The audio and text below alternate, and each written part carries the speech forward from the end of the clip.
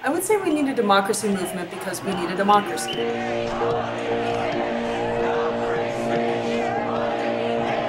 Not free speech! Money is not free speech! Not free speech! Money is not free speech!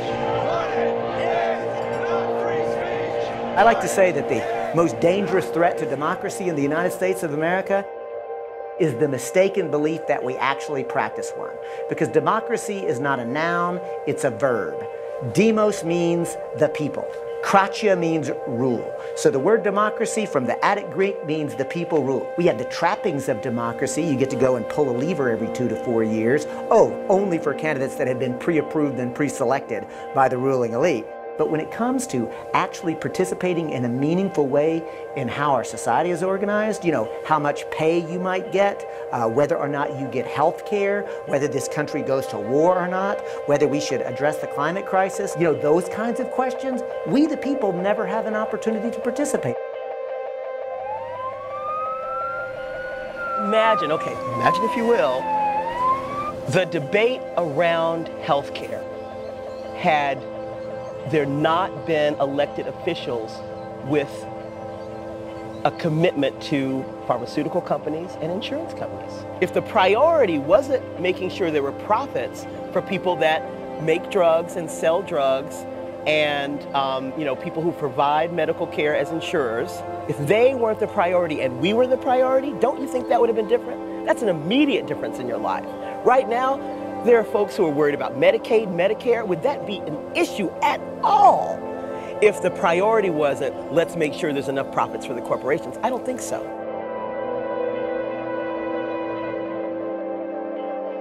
The prison system, along with the education system and the healthcare system, are three things amongst many others that I believe should never have a profit motive attached. The Corrections Corporation of America has been going around the states in 2012 and 2013 and asking states that are cash-strapped in their budget, hey, we'll take over your prisons. One of the stipulations is that if we take over your prisons for you, we'll pay you for them and we'll give you money, but you got to keep them at 90% capacity.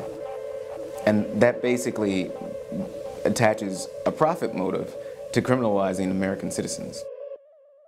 The democratic self-government experiment that was started in the United States over 200 years ago has gotten completely corrupted. We are not being listened to. We, the real people, are not being listened to. It's when people say we can buy elections, which we've seen happening, and when we see people say we don't want to let people vote, those are all little signs that pretty big signs that our democracy is in trouble. The Move to Amend's amendment that we're promoting will basically break the iron grip that wealthy individuals and corporations have over our democracy and allow the people to rule as they're supposed to. Today, we have an un-American attack on that creed of equality. You can't be free if you don't have a home. It's time for an intervention, y'all. Money is not political speech.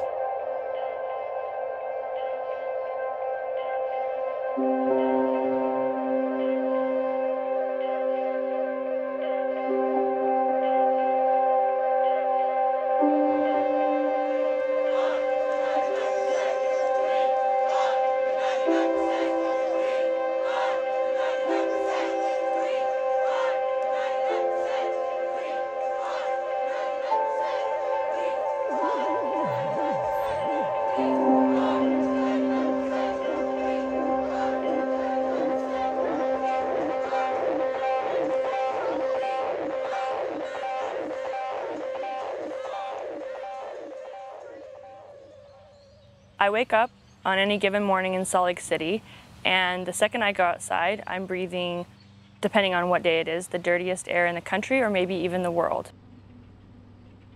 And then I go to eat some food, and the prices of that food are determined by giant corporations. The place where I get the food is often a giant corporate grocery store, and it's often bad for me or downright poisonous, and I don't have a lot of options to eat different kinds of food.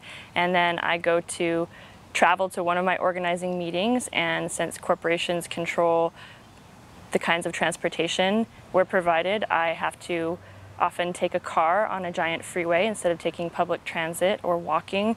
And then I get to the meeting, and a lot of the decisions we make are often done inside the box of what corporations have gotten us to think is possible.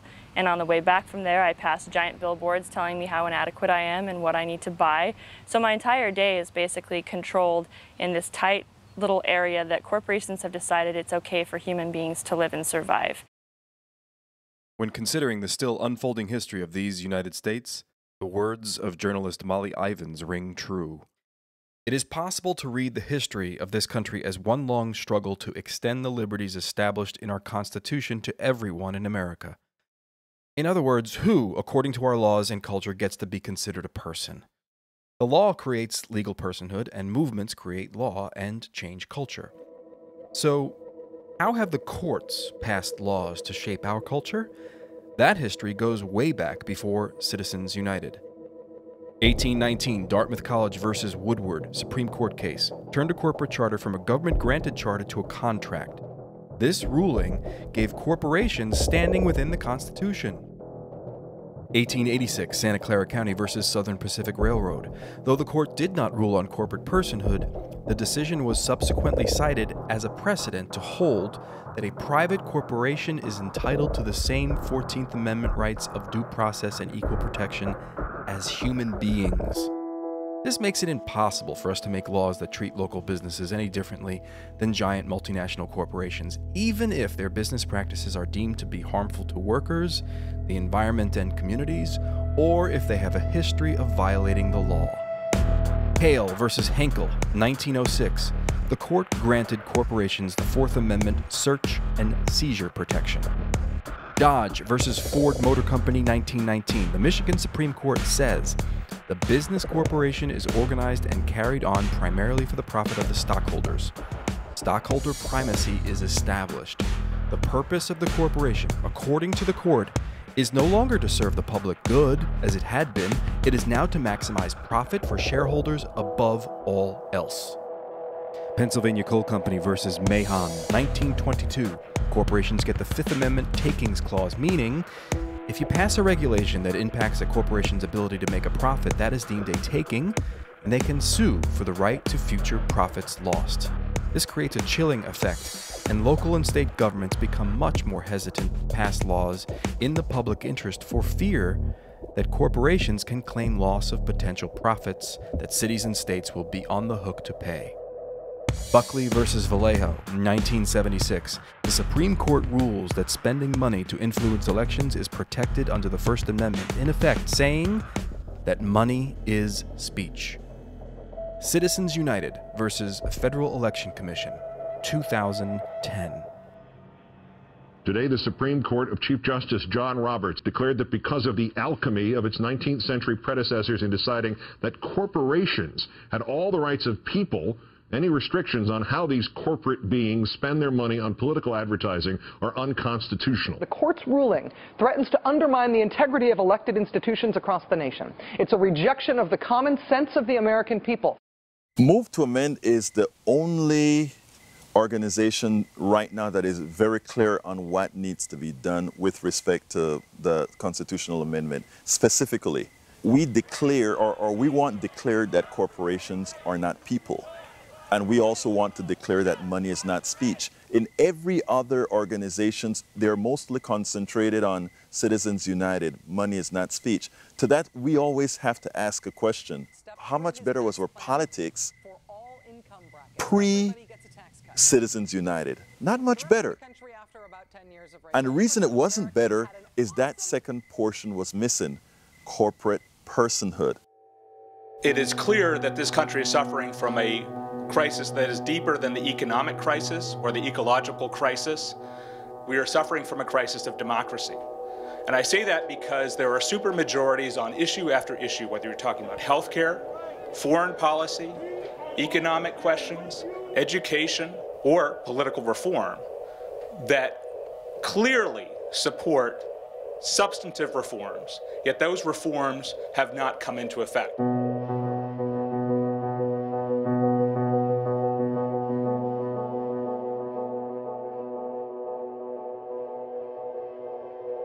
Every single one of our fundamental human needs are being violated on a daily basis. And until we get democracy back in this country, through overturning Citizens United and overturning corporate constitutional rights, we're not going to have a democracy that can function for the 300 million plus human beings in our United States. I've been watching it for some 30 years now, but I never really felt like I needed to do anything about it until Citizens United. We should be in the Capitol throwing all the lobbyists out, meeting with our congresspeople and telling them what we would like them to do to make this a better country. If we, the people, don't do something about corporate constitutional rights, that not only our government, the United States of America, is going to go down in flames, but we are going to take the entire planet with us. We have to be less vertical and more horizontal. And the horizontal there is focusing on a democracy movement that will help all of us achieve the individual solutions we want. Every other issue that I care about, whether it be the climate, whether it be workers' rights, whether it be education for our children, whatever it is, it tends to be very hard to get things done without these kinds of reforms. Because the people who write the checks, the ones who are prowling around in the state capitol with their fat checkbooks and their nice suits, they're the ones that get the legislators' ears. There's going to be considerable opposition, and there's going to be opposition within the corporate media, and strong opposition, which is going to make the job a little harder. But never underestimate the power of the people when they understand the message. Never underestimate that. I think that this is something that can be done quite quickly. I think it's something that can be done rather efficiently. It's just going to require a large enough parade. It's going to require a large enough people to understand the core concepts. And that's the real work that we have to do right now, is hit that critical tipping point, which is probably around 20 or 30% of the voting populace actually understanding the issue. And a big part of the issue when creating a multiracial, multi-ethnic democracy movement is an understanding of how race and racism were constructed in the United States through law, and how those laws informed our culture in much the same way those corporate rights have been constructed through the law to ensure rule of the wealthy minority over the majority, and how our culture reinforces and legitimizes that lack of democracy. Right from the very beginning, Article 4 of the U.S. Constitution defined people as property. You see, the authors of the Constitution were very interested in protecting their property, including slaves. No person held to service or labor in one state, under the laws thereof, escaping into another, shall, in consequence of any law or regulation therein, be discharged from such service or labor, but shall be delivered up on claim of the party to whom such service or labor may be due. The Indian Removal Act of 1830. Indigenous communities are forced from their homelands.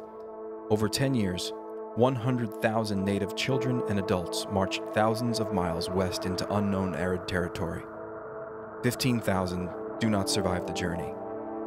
But over 25 million acres of land is made available for white settlers. 1854, the People versus Hall. Non-whites are barred from testifying in court.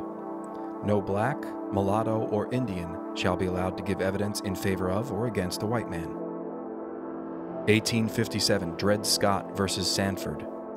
Free blacks are taxed, but still have no rights of citizenship granted to whites. 1862, Emancipation Proclamation in District of Columbia. Slaves are freed in D.C., but former slave owners are reimbursed for slaves given up. Whites are paid over $1 million in reparations for lost property. 1862, Homestead Act. 50 million acres of formerly indigenous land in the West, having been violently invaded by U.S. soldiers in violation of treaties, is distributed by the government at low cost to white settlers only. And 100 million acres of indigenous land are given for free to railroad developers. 1882, Chinese Exclusion Act bans immigration of both skilled and unskilled Chinese laborers. 1924, Johnson-Reed Act creates an immigration quota system based on national origin, favoring Nordics over the inferior races of Asia and Southern and Eastern Europe. 1934. In the wake of the Great Depression, the National Housing Act is implemented, creating a federal housing authority to provide loans and federal subsidies for home ownership. But the FHA mortgage underwriting standards discriminate against non-whites and investment in non-white communities through a process called redlining. 1942. An executive order forces 111,000 Japanese Americans into concentration camps. And the war on drugs declared by Richard Nixon violently targets and imprisons people of color disproportionately through today.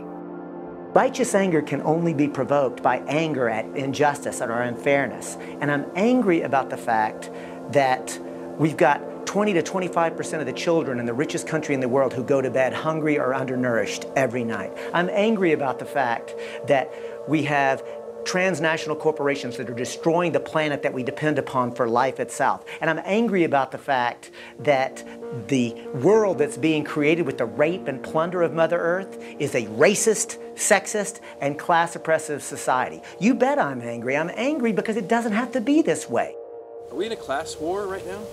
Of course we are. And, you know, Warren Buffett, I think, said it the clearest.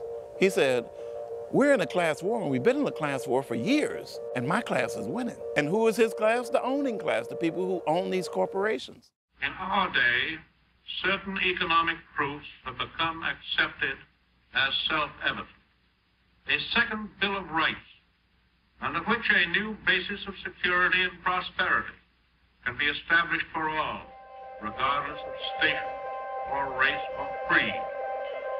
Among these are the right to a useful and remunerative job, the right to earn enough to provide adequate food and clothing and recreation, the right of every farmer to raise and sell his products at a return which will give him and his family a decent living, the right of every businessman, large and small, to trade in an atmosphere of freedom, freedom from unfair competition and domination by monopolies at home or abroad, the right of every family to a decent home, the right to adequate medical care, and the opportunity to achieve and enjoy good health, the right to adequate protection from the economic fears of old age, sickness, accident, and unemployment, the right to a good education.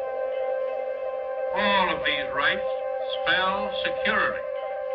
And after this war is won, we must be prepared to move forward in the implementation of these rights to new goals of human happiness and well-being.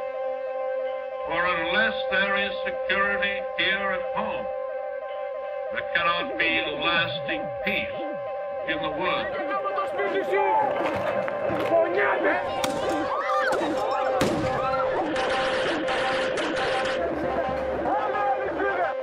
Justice Douglas, the greatest champion of the First Amendment that this country has ever known, once said that the Bill of Rights is a badge which says, "To government you shall go no further." What is the impact of corporations wearing that badge? Because after 106 years in America, through the best of times and the darkest of hours, she knows how America can change. Yes, we can. America, we have come so far. We have seen so much, but there's so much more to do. So tonight, let us ask ourselves, if our children should live to see the next century, if my daughters should be so lucky to live as long as Ann Nixon Cooper, what change will they see? What progress will we have made? The second thing that I think happened that we'll look back on and understand this as a critical moment is that we elected a president through a lot of grassroots effort. The young people in this country really made a historic difference electing a black president with a huge amount of hope. And I think that their expectations were not met. The system itself was a failure. That's why it's really critical that we do more and we not just wait for elected officials to take care of this for us. This is what every single social movement that has come before us has done when they recognize that the system is really flawed and it's not working and the people in power are not going to self-correct. But it's time for the people to step in, and there's actually a process in our Constitution to do this. This isn't new. It doesn't happen very often, but whenever there is a system that is so out of balance, we've seen people's movements come together and respond by inserting human rights or correcting the issue to make clear that the priority needs to be on the people.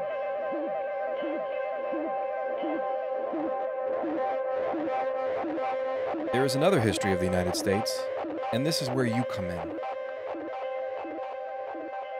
This is the history of people coming together and rising up to change laws and change the culture. 1791, Bill of Rights. The first 10 amendments to the Constitution were adopted to protect we the people from the excesses of government. At the time, we the people protections only extended to white male property owners. 1865, 13th Amendment, slavery abolished. Civil Rights Act of 1866 extended the rights of emancipated African Americans. Congress passed this by overriding an attempted veto by President Andrew Johnson. 1868, the 14th Amendment, black males get equal protection under the law. 1870, 15th Amendment, black males get the right to vote. Social change in 1886 included a major campaign for the 8-hour workday. Knights of Labor were 1 million strong. Populists drew up the Cleburne demands. Eugene Debs builds the Brotherhood of Locomotive Firemen.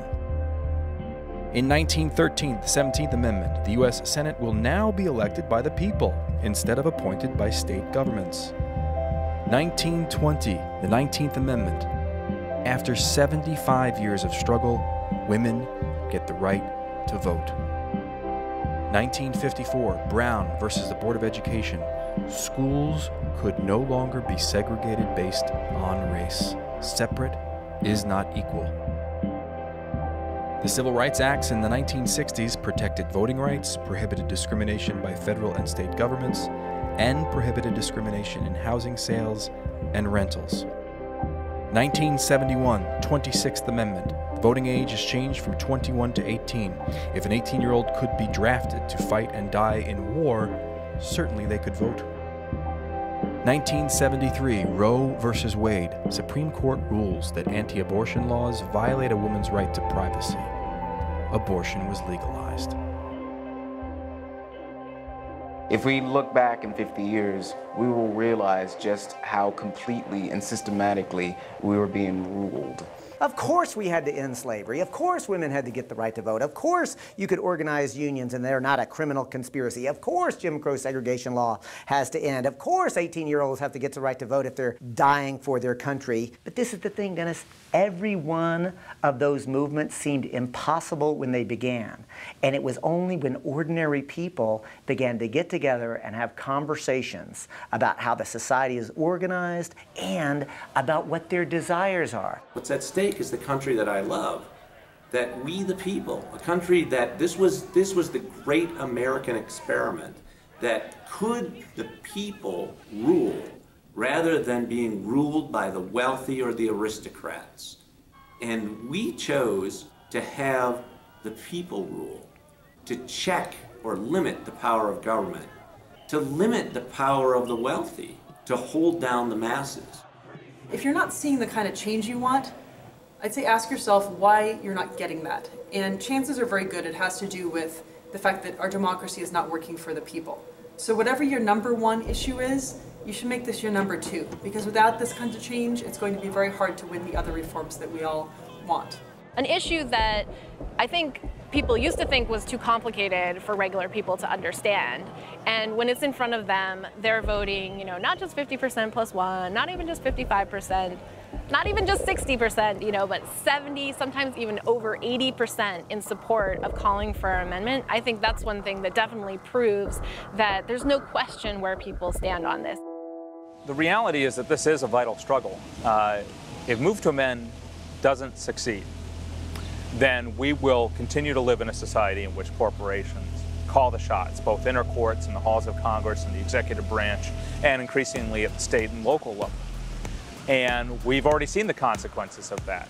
So I actually think that right now it's really a world historical kind of a moment, but I even think that beyond the amendment, it's so much broader than that. We're really not just talking about an amendment that gets rid of corporations. We're talking about in a completely new way of understanding what democracy is, why it's important, and how our economic systems globally will need to be reconstructed. We've got to build a movement step by step, intentionally and deliberately, to create the world that we want.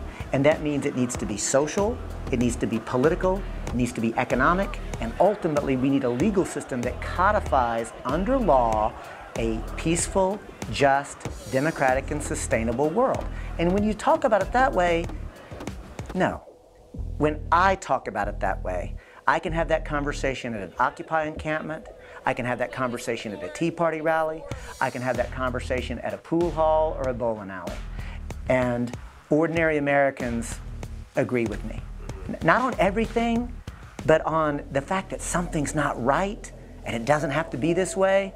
That's where the agreement is, and that's the sweet spot of real solidarity.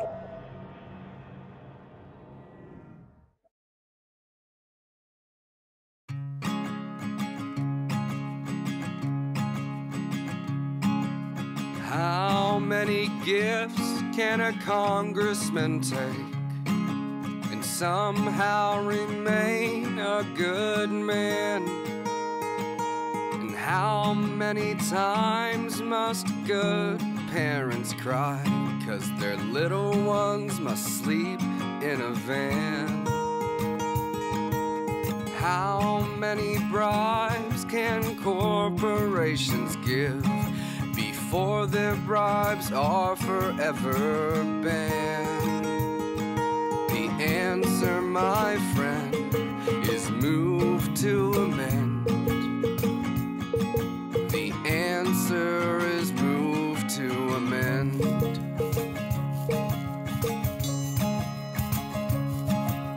How many birds will fall from the air because they can no longer breathe? How many burdens can we the people take while Congress continues to deceive? How many billionaires will write all our laws while we the people still believe? The answer, my friend, is move to amend. The answer is move to amend.